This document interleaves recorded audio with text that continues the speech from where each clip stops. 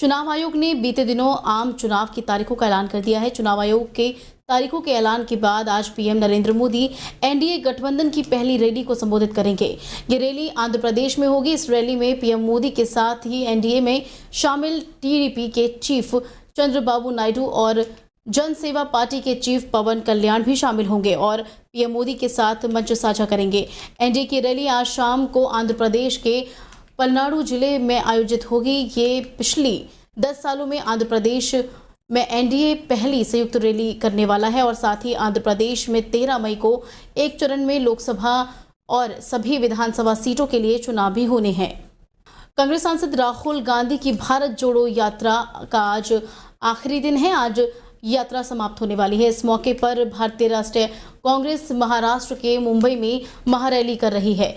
राहुल और प्रियंका गांधी सुबह अगस्ता क्रांति मैदान भी पहुंच गए थे और आपको बता दें यह महारैली से पहले जन न्याय पदयात्रा शुरू हुई और इसमें शामिल होने के लिए किसान नेता योगेंद्र यादव, हिंदी सिनेमा के मशहूर एक्टर स्वरा भास्कर भी मौजूद रही थे और साथ ही कांग्रेस लीडर वर्षा गायकवाड़ और अमीन पटेल समेत कई बड़े चेहरे इसमें शामिल हुए थे।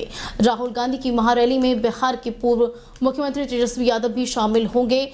आज यानी रविवार को दोपहर में पटना में फ्लाइट के जरिए वो मुंबई भी पहुंच गए हैं और आपको बता दें कि कांग्रेस नेता राहुल गांधी की भारत जोड़ो यात्रा 14 जनवरी से मणिपुर से शुरू हुई थी और उनकी यात्रा आज मुंबई में खत्म होगी। मुंबई रूट पर राहुल गांधी की पदयात्रा शुरू हुई और जो मणि भवन के अगस्त क्रांति मैदान तक रही और इस यात्रा को न्याय संकल्प पदयात्रा नाम दिया गया था। इस पदयात्रा में सामाजिक और संस्कृति क्षेत्र में जुड़ी हस्तियां भी शामिल हुई थी। मेरे पास छोटे व्यापारी आए गुजरात में। उन्होंने कहा कि जीएसटी से, नोटबंदी से हमें बहुत चोट लगी, मगर उसी डिस्कशन में जो किसान के साथ हो रहा है वो उनको दिख नहीं रहा है, वो देख ही नहीं पा रहे। तो मेरे खिलाफ जो अन्याय हो रहा है वो मुझे दिख रहा है, मगर मेरे भाई के साथ जो हो रहा है मुझे दिख नहीं रहा है।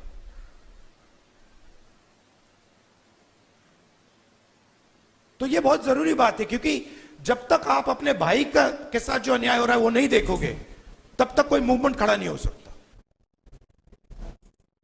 बीजेपी की तरफ से किताब लॉन्च की जा रही है जिसका नाम है कांग्रेस नहीं होती तो क्या होता। इस बारे में जब मीडिया से संजय राउत ने बातचीत की तो उन्होंने कहा कि देश में कांग्रेस का योगदान बहुत बड़ा है। कांग्रेस की आप अगर बात करें तो उन्होंने जमकर तारीफ भी की। उन्होंने कहा कि अगर देश में कांग्रेस नहीं होती तो ये देश अखंड नहीं रहता। बीजेपी पर हमला करते हुए उन्होंने कहा कि ऐसी बहुत सी बातें हैं जो बीजेपी के लोगों को समझ नहीं आती हैं और उनकी समझ से ऊपर है, ऐसे में वो लोग ये बातें नहीं समझेंगे। संजय राउत ने आगे कहा कि बीजेपी देश के बारे में नहीं सोचती बल्कि वो उद्योगपतियों और व्यापारियों के बारे में सोचती है। पीएम नरेंद्र मोदी पर तंज कसते हुए उन्होंने कहा है कि जिस राज्य का राजा व्यापारी होता है उसकी प्रजा भिखारी होती है। ऐसे में बीजेपी आज देश को भिखारी बनाने का काम कर रही है। राउत ने कहा कि बीजेपी को कांग्रेस और शिवसेना जैसी पार्टियों का विचारधारा और उनकी भूमिका को समझ लेना बहुत जरूरी है। मैंने तो 400 पार वही भ्रष्टाचार का जो पैसा, इलेक्ट्रल बॉन्ड घोटाला जो सामने आया है, हाँ, सबसे पैसा लिया है। जिसको जिसको धंधा दिया वो सबसे चंदा लिया। उससे बड़ा घोटाला देश के इतिहास में नहीं हुआ, विश्व के इतिहास में नहीं हुआ। अगर कोई और देश में ये घोटाला होता तो प्रधानमंत्री को अब तक इस्तीफा देना पड़ता। ब्रिटेन के प्राइम मिनिस्टर ने झूठ बोला, इसलिए उनको इस्तीफा देना पड़ा। आपको ऐसा नहीं लगता कि अगर इनकी बहुमत की सरकार अगर आई दोबारा, उसके बहुमत की सरकार नहीं आ रही है, अगर आई तो कहीं न कहीं एक विजन, जितने भी इनके कानून हैं सारे कानून एक साथ में पास करेंगे। संविधान का तो पूरा संविधान बदलने का उनका प्लान है ना, इसलिए तो उनको 400 पार का नारा है। उनके भाजपा के नेता ने कहा ना, हमें 400 का बहुमत इसलिए चाहिए कि हम संविधान बदलना चाहते हैं और संविधान बदलने के बाद भ्रष्टाचार को भी शिष्टाचार का दर्जा देंगे, जैसे इलेक्ट्रल बॉन्ड को किया है। Legalise corruption. प्रधानमंत्री Modi, Mahatma Gandhi father of nation है, प्रधानमंत्री मोदी फादर ऑफ करप्शन है।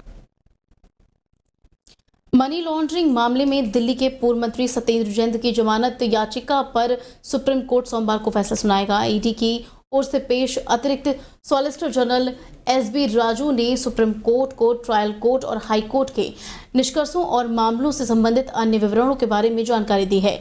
ईडी की दलील का विरोध करते हुए जैन की ओर से पेश वरिष्ठ अधिवक्ता अभिषेक मनु सिंघवी ने कहा है कि उनके मुवक्किल को 1 साल से जेल में रखा गया है।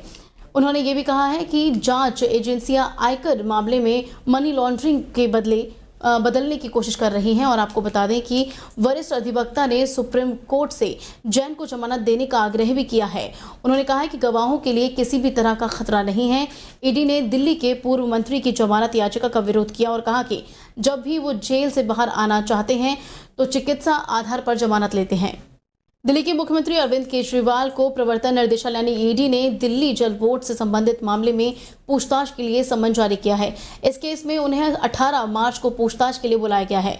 दिल्ली सरकार में शिक्षा विभाग की मंत्री और आम आदमी पार्टी के नेता आतिशी ने बताया कि सीएम को ये समन शनिवार शाम को भेजा गया था। वो दिल्ली के मुख्यमंत्री अरविंद केजरीवाल से कथित तौर यानी कि शराब घोटाले मामले में संबंधित केस में ईडी का समन सामना कर रहे हैं। एजेंसी ने इस केस में उन्हें आज 9वीं बार समन भेजा है और 21 मार्च को पेश होने के लिए भी कहा है।